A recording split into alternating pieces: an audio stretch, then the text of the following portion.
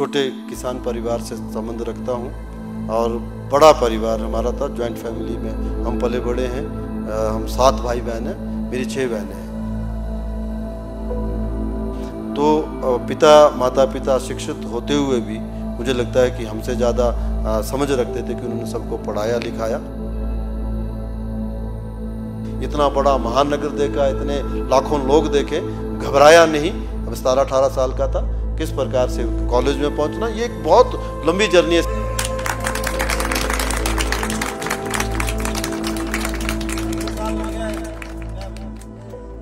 हाल ही में आपको प्रमोट किया गया है, आप एडिशनल चीफ सेक्रेटरी जो है उस पर आ चुके हैं। तो ये कहा जाता है कि जो आप एक अपनी सोच के साथ काम करते हैं, आप पे पॉलिटिकल प्रेशर बहुत रहता है, लेकिन आप उसको हावी नहीं होने देते अपने ऊपर।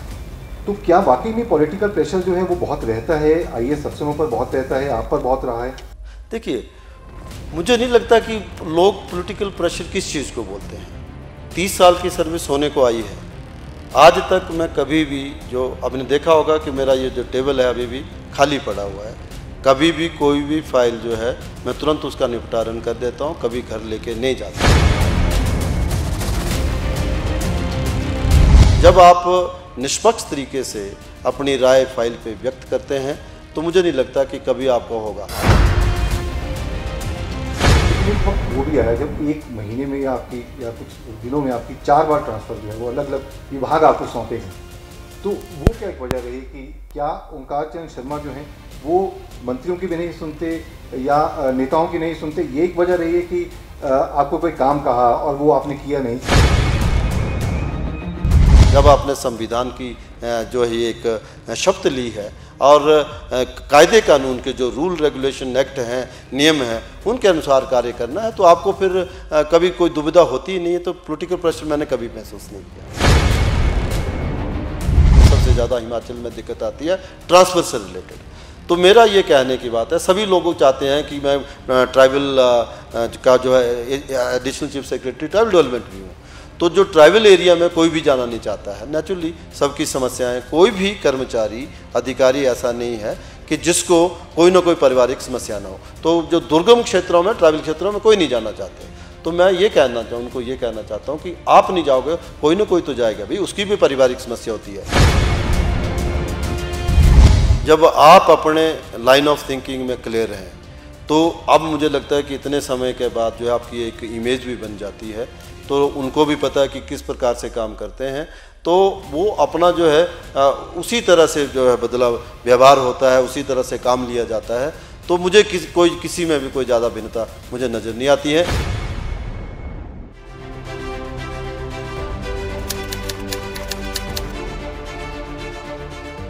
नमस्कार, मोहित डायरीज में आपका बहुत बहुत स्वागत है। जैसा कि हमने आपसे वायदा किया है कि इस कार्यक्रम में हम आपको जिंदगी के कुछ खास पहलुओं से रूबरू करवाएंगे, साथ ही कुछ ऐसी शख्सियत हमारे साथ रहेंगी जिन्होंने कुछ अलग मुकाम हासिल किया है, जिन्हें देखकर शायद आपको भी अपनी जिंदगी की कोई नई राह मिल जाए। ऐसी ही एक शख्सियत आज हमारे साथ मौजूद है। ओंकार चंद शर्मा जी आईएएस हैं, हिमाचल कैडर के। पहले तो आपका बहुत बहुत स्वागत है Omkar ji. Thank you so much. Thank you. मेरा पहला सवाल ये है कि ओंकार चंद शर्मा हिमाचल प्रशासनिक सेवा में वो नाम जिसके साथ दबंग नाम जुड़ गया, ये कैसे हुआ? हम इस सर्विस में आए हैं, उसके बाद अपना कार्य करते गए, जो संविधान की जो शपथ ली थी उसके अनुसार, और जो हमने ग्रामीण प्रवेश में बचपन में देखा था कि गरीबों की किस प्रकार की समस्याएं होती हैं, तो उनको सॉल्व करते गए। हमने तो अपना कार्य किया है।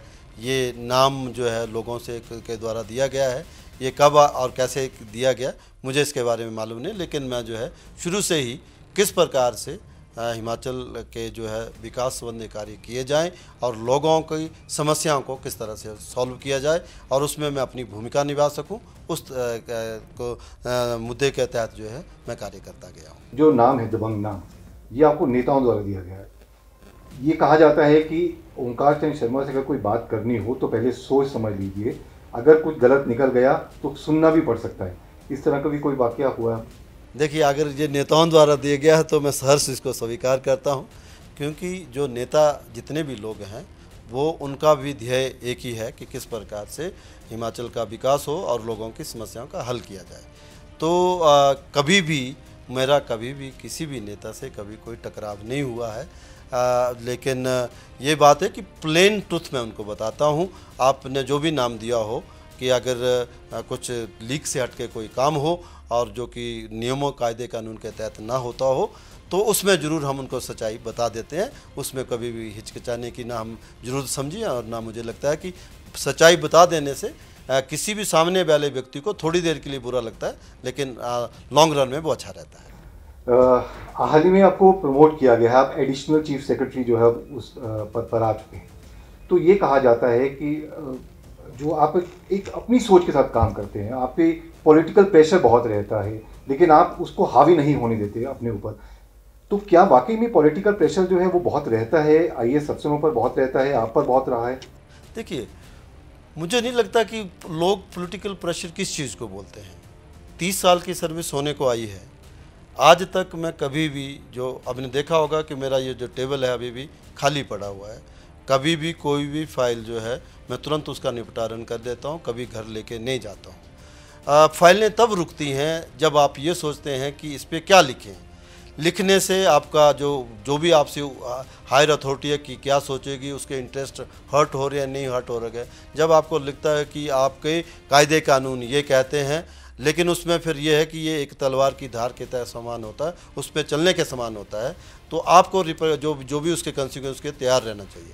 जब आप निष्पक्ष तरीके से अपनी राय फाइल पे व्यक्त करते हैं तो मुझे नहीं लगता कि कभी आपको होगा।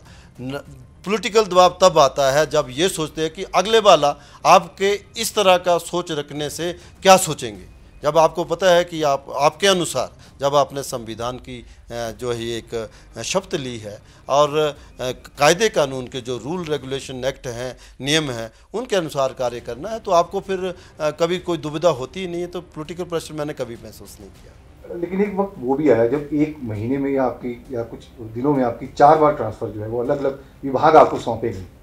तो वो क्या एक वजह रही कि क्या ओंकार चंद शर्मा जो हैं वो मंत्रियों की भी नहीं सुनते या नेताओं की नहीं सुनते? ये एक वजह रही है कि आपको कोई काम कहा और वो आपने किया नहीं तो आपको कहा कि आप ये दूसरा। देखिए, जब आप पब्लिक इंटरेस्ट को अपने इंटरेस्ट से ऊपर समझ के बात करते हैं तो अगर इस प्रकार का कभी हो भी जाए कि बदली हो भी जाए तो बुरा नहीं मानना चाहिए। तो जैसे मैं जब ये बात करते हैं, जैसे एक उदाहरण देना चाहूँगा कि किसी पर्टिकुलर मैं विभाग में था और उसमें अगर 800 अधिकारियों का कैडर है तो उसमें 800 में से लगभग 400 अधिकारी जो डेपुटेशन पे हों।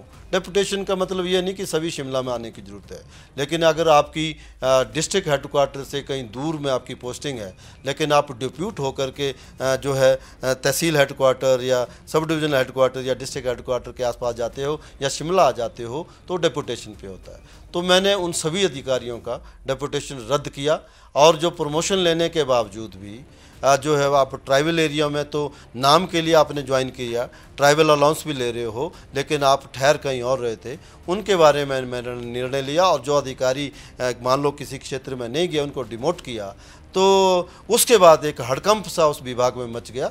मेरे अगर ट्रांसफ़र हो भी गई तो कोई बड़ी बात नहीं है, लेकिन वो आने वाले समय के लिए एक सबक जो है सबको मिल गया कि जहाँ के लिए आपको सेवा के लिए तैनात किया वहाँ जाना आवश्यक है।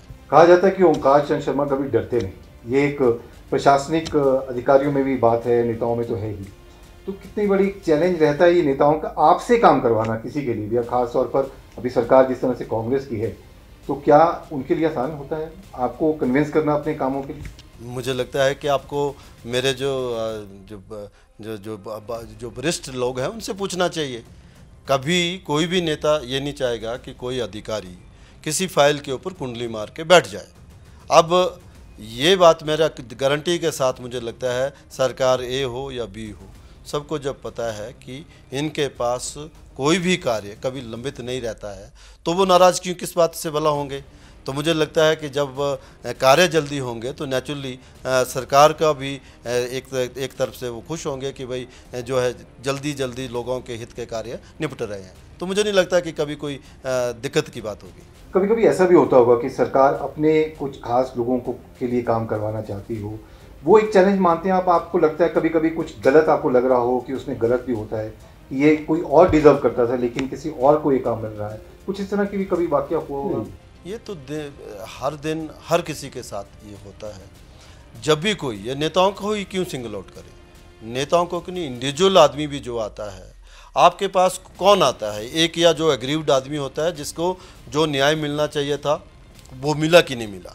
अगर आपके नीचे वाले अधिकारियों के समक्ष उनको न्याय नहीं मिला तो आपके पास उम्मीद लेके आते हैं कि हमारे साथ कोई जाति होगी तो उसकी दुरुस्ती हो सके, उनको ठीक हो सके।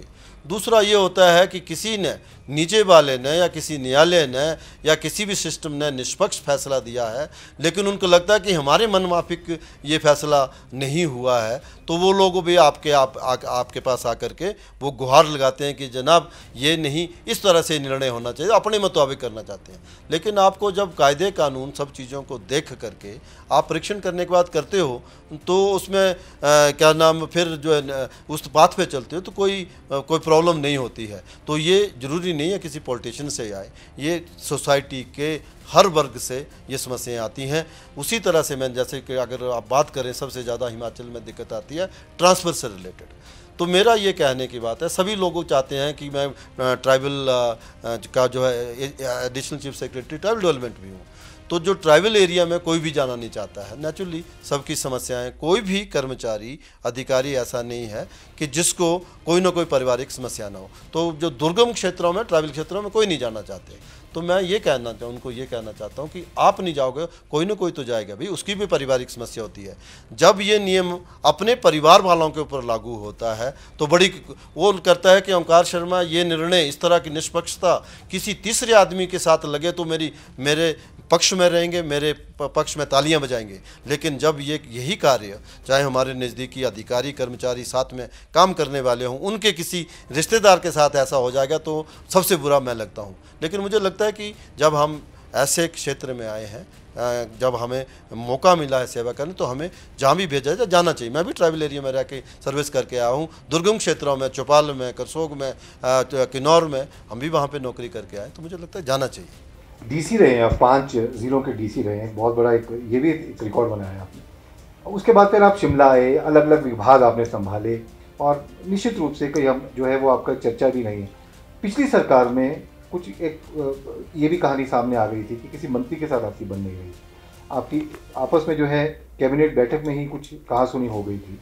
तो इस तरह की बातें जो हैं क्या वाकई में स्ट्रेस लेवल बढ़ा देती है अधिकारी के लिए भी, या फिर आप तैयार रहते हैं कि आइए 1 to 1 कर लेते हैं नेताओं के साथ? नहीं, देखिए ऐसा है, कभी भी किसी भी किसी मंत्री या किसी भी नेता के साथ मेरी कभी कोई अनबन नहीं रही। मतभेद हो सकते हैं, किसी जो आप कह रहे हैं कि कहासुनी होगी, कहासुनी नहीं होती है। हम अपना व्यू पॉइंट रखते हैं, वो अपना व्यू पॉइंट रखते हैं। तो जहाँ तक कैबिनेट की बात होती है तो कैबिनेट जो है उनका जो निर्णय सुप्रीम होता है, तो जो जिसका पक्ष ठीक होगा कैबिनेट उसके अनुसार के निर्णय लेती है। तो मेरे साथ कभी भी ऐसा नहीं हुआ कि किसी प्रकार का झगड़ा करना पड़े या किसी के साथ इसकी कहासुनी हो, कभी नहीं हुआ। मेरे अभी भी सभी नेताओं के साथ, सभी लोगों के साथ अच्छे संबंध है। मैं आपको ये बता दूं कि अभी जब ये प्रमोशन हुई है, छोटी सी बात है, रूटीन की प्रक्रिया की, जो ACS प्रमोट हुए, तो मेरे को जितने भी पुराने जो आज से 20-30 साल पहले सक्रिय राजनीति से 25-25 साल पहले जो हट गए हैं, उन लोगों के दिल से जो है उन्होंने भी हमें मुबारकबाद दी। और कभी जिनके साथ कभी किसी इशू के ऊपर हमारा कोई तकरार भी हुई थी, उन लोगों ने भी दी। तो ये तो एक पार्ट एंड पार्सल है पब्लिक लाइफ का। कभी भी किसी के साथ मेरी कोई समस्या नहीं रही है। थोड़ा सा अगर हम 2 साल या 3 साल पीछे चल जाएं तो समय था कोरोना का समय। तो कोरोना जो है उस समय इतनी महामारी फैल चुकी थी कि हर कोई डर रहा था। लेकिन उस समय एक शख्स यानी आप सबसे आगे रहे, लीड किया आपने कुछ टीम को, हिमाचल प्रदेश प्रशासनिक अधिकारी हो या फिर और कुछ चीज़ें हो, आप लीड कर रहे थे उसको। सब डर रहे थे, आप आगे थे। परिवार में किसी ने नहीं कहा कि आप बाहर मत जाइए, आपको भी कोरोना हो सकता है, क्योंकि उस समय तो लगातार मौतें तक हो रही थी लोगों। देखिए, कोरोना का जो समय था मुझे लगता है सबसे चैलेंजिंग ही था। जब ये महामारी आई, इसके बारे में किसी को कुछ मालूम नहीं, क्या स्वरूप है, कैसे बिहेव करती है, क्या प्रोटोकॉल होना चाहिए।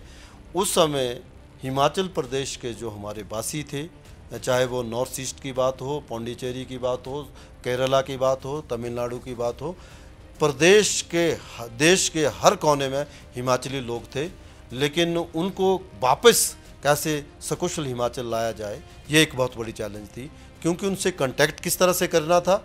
और आपने देखा होगा कि शुरू में तो एक तहसील से दूसरी तहसील में जाने के लिए भी परमिट लगता था।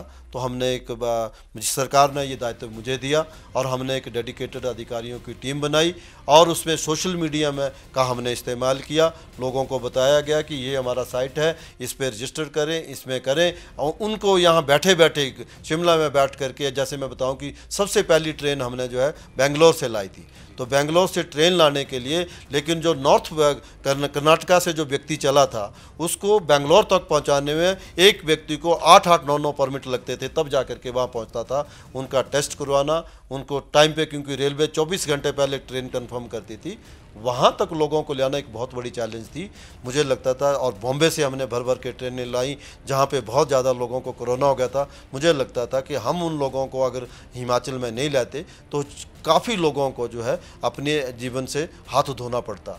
यही नहीं, उसके बाद जो है वंदे भारत मिशन के तहत भारत सरकार ने विदेशों में बसे हुए लोगों को भी जो है इंडिया में लाया गया। उसका प्रभारी भी, हालांकि आरसी जो हिमाचल भवन का जो रेजिडेंट कमिश्नर होता है दिल्ली में, उसको प्रभारी होना चाहिए था, वो भी मुझे बनाया गया। तो हमने north America, south America, Africa और यूक्रेन, रशिया और जो है फार ईस्ट से भी लोगों को लेके आए और उनके कोविड का प्रोटोकॉल का तहत जो है किस प्रकार से लोगों को लाए। और जो कई जगह तो ऐसे था कि ministry of external affair, ministry of civil aviation, home ministry, health ministry इनके साथ से सामंजस्य करके लोगों को लाए। और क्योंकि यूक्रेन से स्पेशली और रशिया से हमारे मेडिकल स्टूडेंट बहुत ज़्यादा होते थे, तो उनको जो जहाज़ था वो मेरे इंटरवेंशन के बाद जो है जो दिल्ली के बजाय हमने चंडीगढ़ में उतारा। तो इस प्रकार से सकुशल जब आपके बच्चे आए तो लोगों को एक राहत की सांस उन्होंने महसूस की। बहुत जगह ऐसे लोग थे जिनके पास पैसा ख़त्म हो गया था, उनको हमने पैसे दिए और पता नहीं, अब जब हम बुकिंग करा रहे तो हो सकता है फ्रॉड भी हो सकता है, तो कईयों का हमें वो भी लगती है कि अगर ये पैसा आ गया कोई बात नहीं, ये बंदा आ जाना चाहिए। तो ये मैं हज़ारों किस्से सुना सकता हूँ कि किस प्रकार से हमने लोगों को यहाँ लाया और ये इसमें बहुत ज़्यादा संतोष होता है कि हमने ये कर दिखाया तो अच्छा लगा। निश्चित रूप से बहुत जिंदगियां भी उस समय बची क्योंकि सबने देखा भी, लेकिन परिवार भी चिंतित रहता होगा। परिवार तो उनको पता है कि ये क्या नाम, जब से नौकरी ज्वाइन की है तो कई बार ये फ्लड की बात आती है। जब हमने देखा, जब 20 साल मैंने फील्ड में नौकरी की है, 5 जिलों में जिलाधीश रहा हूँ, 3 मैं डिविजनल कमिश्नर रहा हूँ, तो परिवार को पता है कि ये समय की पुकार है, हम नहीं करूँगा तो कौन करेगा, कोई न किसी को करना है। जब सिविल सर्विस इसमें आए हो इस प्रकार से करना है। उसी तरह से आपने अभी रिसेंट जो हिमाचल में जो ये आपदा आई थी उसमें भी इसी प्रकार का कार्य किया गया है। बहुत वही मेरा अगला सवाल था कि बहुत ही मुश्किल समय था ये भी हिमाचल प्रदेश के लोगों के लिए। तो आपने इसमें भी बहुत रिसर्च की है क्योंकि आप लगातार जो है इससे भी जुड़े रहे हैं काफ़ी लंबे समय से। तो आपदा आ रही है और इस बार भी जिस तरह से पिछले साल भी बर्फबारी नहीं हुई, इस बार भी बर्फबारी नहीं हुई, तो क्या आप एक बोलना चाहेंगे लोगों को कि सतर्क भी रहें, लेकिन किस चीज़ से जो है उनको बचना भी चाहिए, जैसे कंस्ट्रक्शन हो रही है या ऐसी कोई चीज़ें हैं या जो सड़कें लगातार बन रही है वो भी एक वजह है? देखिए, कारण बहुत सारे हैं आपदा आने के, लेकिन जब 400-450% बारिश नॉर्मल से ज़्यादा हो जाए तो इस प्रकार के प्रकोप होता ही है। ये अनप्रेसिडेंटेड था जिसमें कि हिमाचल प्रदेश ने 550 से ज़्यादा जीवन खोए, बहुत सारे पशुधन की भी हमें हानि हुई, बहुत सारे हमारे मकान में गिर गए, लगभग 3,500 मकान टोटली ध्वस्त हो गए और लगभग 16,000 के आसपास बाकी आंशिक रूप से या हमारे मकान क्षतिग्रस्त हुए। मैं तो इतना ही कहना चाहता हूं कि हम लोगों को प्रकृति के साथ सामंजस्य बिठा करके हमें जो है आगे बढ़ना चाहिए। जो हम जोन 5 और 4 और 5 में आते हैं, जैसे कि ये अर्थक्वेक की, तो यहाँ पे सबसे ज़्यादा भयंकर भूकंप आने की भी संभावना है। तो एक तो हमारी कंस्ट्रक्शन प्रैक्टिस जो है कुछ पैसे बचाने के बजाय, ठेकेदारी में देने के बजाय, जो इंजीनियरिंग प्रैक्टिसेस हैं उनके जो बिल्डिंग कोड हैं उनका अनुसरण करके एक मजबूत टेक्निकल डिज़ाइन के साथ ये आपका अपना आशियाना बनाना चाहिए। दूसरा, जो हम पेड़ पौधों की जो रक्षा हमें करनी चाहिए, ऐसे विकास के लिए कोई भी कटान नहीं करना चाहिए। और सड़कें जो आपने जिक्र किया है, सड़कें बनाते समय भी आप किस तरह से हिल कटिंग करके उसका जो टो प्रोटेक्शन का कार्य भी करें और जो मक डिस्पोजल है साइंटिफिक तरीके से हो, तब मुझे लगता है कि ये जो इंटेंसिटी है जो क्या नाम किसी भी जो हमारा प्रलय आती है उसको कम किया जा सकता है। यदि वापस आते हैं आपकी बात पर, आपने करीब 4 मुख्यमंत्रियों के साथ काम किया है, उनमें से आप क्या मानते हैं सबसे प्रभावी मुख्यमंत्री कौन रहे जिन लोगों के साथ आपने अभी तक? देखिए, जब आप अगर इसी तरह से बात करें कि इंडिया के इतने कैप्टन हुए, सबसे बेस्ट कौन रहा, तो आपको चुनना मुश्किल हो जाता है। हर मुख्यमंत्री के समय में अलग अलग प्रकार की चैलेंजेस होती हैं। मेरा ये कहना है कि जब हर एक मुख्यमंत्री का, या खास करके हिमाचल प्रदेश में, सबका लक्ष्य जो है हिमाचल का विकास करना और आम जन के जो है जीवन में जो है ईज़ ऑफ लिविंग होना चाहिए कि किस प्रकार के उनके जो है लिविंग में और लोगों को सुविधाएं मिल सके और उनकी समस्याओं का कम किया जा सकते। अगर जब ये ध्येय है तो सबका सब में ना अपन शैली अलग अलग होती है। जैसे अधिकारियों की आप पत्रकारिता में भी देख लीजिए, सबका सवाल करने का तरीका, सबका जो रिपोर्टिंग का तरीका अपने अपने तरीके से होता है। सभी के लोग जो जितने भी हिमाचल प्रदेश, हम हिमाचल प्रदेश के लोग भाग्यशाली हैं कि हमारे को जो जितने भी राजनेता हैं वो ये मिले हैं जिनका प्रथम अध्याय जो ध्येय है वो हिमाचल प्रदेश का विकास है, वो सर्वोपरि है, उसके तहत वो काम करते। तो मुझे लगता है कि सभी लोगों ने अपने अपने समय में अपने अपने शैली में, हर एक इन चारों का जिसने आपने जिक्र किया है, सबका काम करने का तरीका अलग अलग था, लेकिन मकसद जो है, मूल जो उद्देश्य था वो एक था। लेकिन वो कहते हैं ना कि जैसे आपके साथ दबंग नाम जुड़ा है, वैसे ही मुख्यमंत्री कोई होते हैं जो दबंगई से काम करते हैं कि नहीं ये करना है, it has to be done, तो it has to be done. तो उस हिसाब से अगर मैं अपने सवाल को बदल लूँ कि एक अलग से जो अपने मन से काम करने वाला मुख्यमंत्री रहा हुआ अभी तक, वो आप देखते हैं किस तरह से? मैं एक ही बात कहना कि आप भला तो जग भला।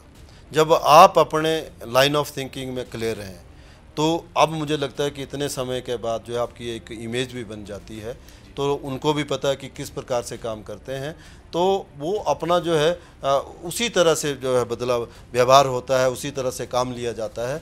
तो मुझे किसी में भी कोई ज़्यादा भिन्नता मुझे नज़र नहीं आती है, क्योंकि सभी के साथ जो है काम करने का मज़ा आता है। और जब काम तत्परता से हो, मैं ऐसा हूँ, मेरे बाकी सहयोगी भी ऐसे हैं कि हम उस पे किसी भी कार्य पे कुंडली मार के नहीं बैठना है। जो हर एक राजनेता चाहता है कि तुरंत प्रभाव से कार्य किए जाए, तो उसमें काम करने की कोशिश करते। तो मुझे लगता है कि कभी ऐसा कोई टकराव की स्थिति कभी नहीं बनती। अच्छा, एक और सवाल है जो कि जनता में भी चर्चा का विषय बना रहता है, वो ये रहता है जो ब्यूरोक्रेसी है उस पर राजनेताओं की या मुख्यमंत्री की या किसी भी सरकार की पकड़ नहीं है या बहुत अच्छी पकड़ है। तो ये पकड़ का हम क्या अर्थ निकालें कि राजनेताओं पर पकड़ का अर्थ क्या निकालें? पकड़, मुझे नहीं लगता कि पकड़ की क्या बात आती है। पकड़ क्या कि जब रोल डिफाइंड है, ब्यूरोक्रेसी का रोल डिफाइंड है, उन्होंने एड एंड जो बाकी उनको सलाह देनी होती है कि किस प्रकार से नीतियों को लागू करना है। जो भी नेता जो हैं वो जो कार्यक्रम लाना चाहते हैं उसको अमली जामा पहनाना होता है, पॉलिसी के रूप में लेना है, जो भी हमारे एक्ट हैं उनके ऊपर बदलाव करने की बात आती है। तो उस प्रकार से जो वो कार्य कहते हैं वो अपने हिसाब से उनको जो क्या नाम कन्विंस करने के बाद उनके जो जिस तरह से कहते हैं वो कई बार जो है डिफरेंस ऑफ ओपिनियन हो जाता है, लेकिन जब मिल बैठ के उसके ऊपर डिलीवरेशन की जाती है तो एक मिडल पाथ निकलता है, उसके तहत काम किया जाता है। तो मुझे लगता है कि इसमें कोई समस्या कभी होती नहीं है जी। अच्छा, एक हमने जो है अपने दर्शकों से एक वायदा भी किया है कि हम जिस भी शख्सियत से मिलवाएंगे इनको, उनके जो व्यक्तिगत बातें हैं उस पर भी हम ज़रूर जानना चाहेंगे कुछ। आप चंबा में जो सरनी आपका गांव है, वहाँ से आप ताल्लुक़ रखते हैं, तो एक स्कूलिंग से लेकर के कॉलेज, उसके बाद फिर IAS बनने तक का जो आपका सफ़र रहा, वो कैसा रहा, कितनी मुश्किलें आई, और जो आपका फैमिली बैकग्राउंड है ये भी कहा जाता है कि वो वित्तीय रूप से जो है वो इतने मजबूत नहीं थे, किसान परिवार से आप ताल्लुक़ रखते हैं। तो ये जानना चाहेंगे कि इतना बुलंद हौसला लेकर के आप स्कूल से कॉलेज निकले और कॉलेज से फिर आप आईएएस बने, तो किस तरह से संभव हुआ ये सब? देखिए, मैं एक बहुत ही छोटे किसान परिवार से संबंध रखता हूँ और बड़ा परिवार हमारा था, जॉइंट फैमिली में हम पले बड़े हैं। हम 7 भाई बहन हैं, मेरी 6 बहनें हैं।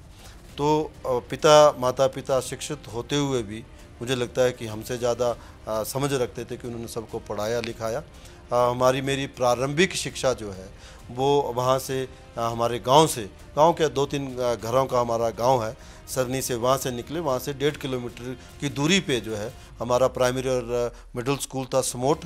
वहाँ पे आना जाना 3 किलोमीटर पहले आना जाना होता था।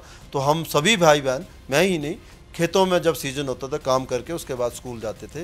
बड़ा इंटरेस्टिंग किस्सा था कि माता पिता बोलते थे कि जो है ना, पहले ये इतने फेरे लगा लो, जब मान लो कटाई हुई है उसके बाद पढ़ो। अब उनको क्या बताएं कि जब फेरे लगा लेंगे, जब बोझा लेकर के घर लेके आएंगे फसल को, तो उसके बाद थकान हो जाएगी, पढ़ा नहीं जाता था। लेकिन वो उनको नहीं मालूम होता था कि उनको लगता था कि पढ़ना मतलब किताबें खोल ली और वो पढ़ना होता है। तो इस प्रकार से होते थे। उसके बाद हमारा हाई स्कूल जो था वो हमारे घर से लगभग 5.5-6 किलोमीटर दूर था। वहाँ भी हम रोज़ का आना 10:30 11-12 किलोमीटर आना जाना होता था। कच्ची सड़कें होती थी, छाता नहीं होता था। वहाँ कुछ बीच में बसें भी चलती थी लेकिन पैसे नहीं होते थे, तो उस अभाव में पैदल ही जाना होता था। तो ऐसे परिवेश से निकल करके फिर हमने डीएवी कॉलेज कांगड़ा से +1 और +2 आज की डेट में, उस समय प्री इंजीनियरिंग और पीयूसी करके उसके बाद हम हैदराबाद गए यूनिवर्सिटी, JNTU यूनिवर्सिटी से हमने इंजीनियरिंग की है। उससे पहले मैं अकेला ही जो है वो वहाँ पे आंध्र प्रदेश गया था। तो पहली बार डीटीसी की बस जो है कोतवाली बाज़ार से पकड़ी, दिल्ली की टिकट ली। कभी 5 से ज़्यादा एक साथ बसें नहीं देखी थी। दिल्ली महानगर ISBT में पहुंचना, हज़ारों बसें देखने, और उसके बाद जो है किस प्रकार से रेलवे में जाना। हज़रत निजामुद्दीन गए, इतना बड़ा महानगर देखा, इतने लाखों लोग देखे, घबराया नहीं। अब 17-18 साल का था। किस प्रकार से कॉलेज में पहुंचना, ये एक बहुत लंबी जर्नी है, इसके ऊपर बुक लिखी जा सकती है। और उसके बाद वहाँ पे इंजीनियरिंग कॉलेज में, वहाँ के जो काकीनाडा से मैंने ये बीटेक की है, तो वो बिल्कुल प्योर तेलुगु हार्टलैंड है। वहाँ पे उस समय अंग्रेजी के सिवाय को बात नहीं करते थे, क्योंकि हिंदी कोई लोग नहीं समझता था, क्योंकि दूरदर्शन में भी तब तक हिंदी के कार्यक्रम नहीं आते थे। जब मैं फाइनल ईयर में पहुँचा तो हिंदी के कार्यक्रम कुछ समय के लिए आना शुरू हो गए। तो वहाँ पे वो लैंग्वेज भी सीखना और किस प्रकार से अपने आप को ढालना कि वर्ल्ड की सबसे लार्जेस्ट टेक्निकल यूनिवर्सिटी जो जवाहरलाल नेहरू टेक्नोलॉजी यूनिवर्सिटी थी, उससे गोल्ड मेडलिस्ट बन के निकलना, ये भी अपने आप में एक अचीवमेंट थी। तो मुझे लगता है कि जर्नी बहुत सुखद रही। मुझे लगता है कि कहीं ना कहीं कोई देव कृपा होगी जो कि हमेशा हर जगह पे जो प्रोटेक्ट करती आई। मतलब आप कह रहे हैं कि आप इंजीनियरिंग से आईएएस की तरफ फिर आपने शिफ्ट जी। तो ये कैसे हुआ? देखिए, हमने इंडियन इंजीनियरिंग सर्विस की जो यूपीएससी के थ्रू थे उसमें एग्ज़ाम लिखा। जैसे सिविल सर्विस में सबसे ऊपर आईएएस आती है, उसके बाद Indian foreign service, Indian police service, revenue, custom, बहुत सारी सेवाएं होती हैं। उसी तरह से इंडियन इंजीनियरिंग सर्विस में सर्वप्रथम रेलवे होती है। उसके बाद आपने CPWD देखा होगा, MES होता है, BRO होता है, और बहुत डिफेंस की होती हैं, बहुत सारी सर्विस। तो हम उसमें रेलवे में सेलेक्ट हो गए। तो जब हमारी जो ट्रेनिंग थी वो इरिसेन पुणे में वहाँ पे हो रही थी, या रेलवे स्टाफ कॉलेज वडोदरा में, तो हमारे ज़्यादातर सहयोगी जो थे वो यूपी और बिहार से आते थे। उनके सबके मन में जो है एक भूत सवार होता था कि सिविल सर्विस ही करनी है, IAS बनना है। अगर आप रेलवे में अगर चेयरमैन रेलवे बोर्ड भी बन गए तो आपको SHO तो सैल्यूट नहीं करेगा, आपकी गाड़ी के ऊपर लाल बत्ती तो नहीं होगी। तो वहाँ पे उनसे लगा कि यार हमें भी तो IAS करनी चाहिए। तो उस पर तरह से फिर हमने वहाँ से सिविल सर्विस देने का सोचा, और उससे नतीजा है कि हम फिर IAS में आ गए। तो करना पड़ता है, मेहनत तो करनी, शॉर्टकट तो कोई लाइफ में होता नहीं है। चलिए, जाते जाते एक आखिरी बार फिर पूछ रहा हूँ आपको, दबंग नाम आपके साथ जुड़ा है, ये नाम चाहेंगे ये नाम आपके साथ पूरी सर्विस तक जुड़ा रहे इसी तरीके से? अच्छा लगता है, अगर ये पॉजिटिव सेंस में लिया जाता है तो ये जो जुड़ा रहे तो मुझे कोई आपत्ति नहीं है। आपने हमसे खास बातचीत की, आपका बहुत बहुत धन्यवाद, और हमारी तरफ से आपको बहुत बहुत शुभकामनाएं। थैंक यू, धन्यवाद। तो 1994 बैच के IAS अधिकारी ओंकार चंद शर्मा, जो कि चंबा से ताल्लुक रखते हैं, और सरनी गांव, एक छोटा सा गांव है सरनी, जहां के लोग आज बहुत गौरवान्वित महसूस करते हैं, क्योंकि वहां से निकला एक लड़का आज हिमाचल प्रदेश प्रशासनिक सर्विस जो है इसमें सबसे एक कह सकते हैं कि बहुत अहम पद पर पहुंच चुके हैं और आगे भी इन्हें चलते जाना है। भी इनकी राह जो है वो काफ़ी लंबी है और जिस तरह से हमने कहा, हम बार बार कह रहे हैं कि इनके साथ जो है एक दबंग नाम जुड़ा है, वो इसी वजह से जुड़ा है क्योंकि ये अपने काम में अपनी जो इनकी रूटीन लाइफ है और सच के साथ जो है वो चलते रहे हैं और अपने जो सही है, सही को ही आगे जो है वो करते हैं, प्रमोट करते हैं और लोगों की भी खुल करके जो है मदद करते हैं। और यही वजह है कि आज हमने आपको इन शख्सियत के साथ जो है वो मिलवाया है। हम आपको फिर कई नई जगह पर लेके जाएंगे, किसी और शख्सियत के साथ मिलवाएंगे। तब तक आप देखते रहिए द समर न्यूज़। नमस्कार।